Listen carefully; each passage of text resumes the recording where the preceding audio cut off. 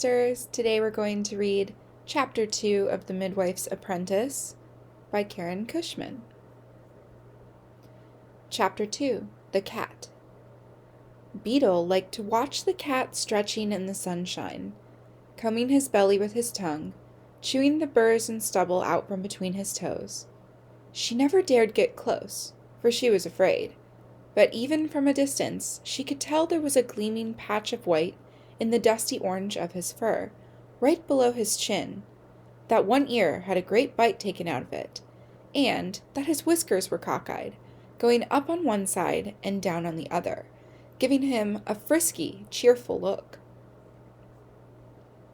Sometimes she left bits of her bread or cheese near the fence post by the river where she first saw him, but not very often, for the midwife was generous only with the work she gave Beetle, and stingy with rewards, and the girl was never overfed. Once she found a nest of baby mice who had frozen in the cold, and she left them by the fence post for the cat. But her heart ached when she thought of the tiny, hairless bodies in those strong jaws, so she buried them deep in the dung heap and left the cat to do his own hunting. The taunting, pinching village boys bedeviled the cat as they did her, but he, quicker and smarter than they, always escaped. She did not, and suffered their pinching and poking and spitting in silence, lest her resistance inspire them to greater torments. Mostly she avoided them and everyone else, hiding when she could, scurrying along hidden secret paths around the village, her head down and her shoulders hunched. You should pause here and answer the first question. One sunny morning, with stolen bread in her pocket for dinner, and a bit of old cheese to share with the cat, Beetle started for the fence post. The boys were already there, holding the cat aloft by his tail. His hissing and screeching sounded like demons to Beetle, and she covered her ears. "Into the sack with him, Jack!" cried one boy. "We will see whether a cat can best an eel." And the sack with eel and cat was tossed into the pond. Beetle stayed hidden, more afraid to attract the taunts and torments of the boys than to lose the cat. After a time, the tumbling sack sank into the reedy water, and all was still. "Ah, Jack, you was right. The eel took that cat right down." And the boy with the runny nose gave 2 apples to the boy with the broken teeth, and they all went back to the fields. Beetle waited a long time before she came out of hiding and waded into the muddy pond.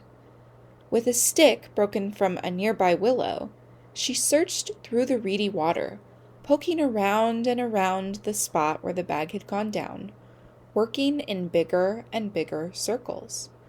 Finally, near the edge of the pond, half out of water, she found the bag, now soggy and still. She dragged it out of the water, sat back on her heels, and watched. No movement. She poked it with her stick. Nothing. "Cat," she asked, "are you drowned? I'd open the sack and let you out, but I be sore afraid of the eel. Cat?" She kicked the bag with her dirty bare foot. Nothing. She left the bag and started back to the village. Came back. Left again. Came back again. "The devil take you, cat," she cried. "I be sore afraid to open that sack, but I can't just let you be." Taking a sharp stone, she slit the bag and ran behind a tree. Looking like the devil himself, a shiny brown eel slithered out and made for the pond, and the bag was still again. You should pause here and answer question 3. Ripping a piece from the rag she called her skirt, she wrapped him tightly and ran her secret route back to the village. She scooped a hole in the dung heap and laid the cat in it.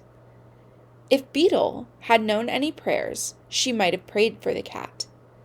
If she had known about soft, sweet songs, she might have sung to him. If she had known of gentle words and cooing, she would have spoken gently to him. But all she knew was cursing. "Damn you, cat! Breathe and live, you flea-bitten sod, or I'll kill you myself." All day, the cat lay still in his cave in the dung heap.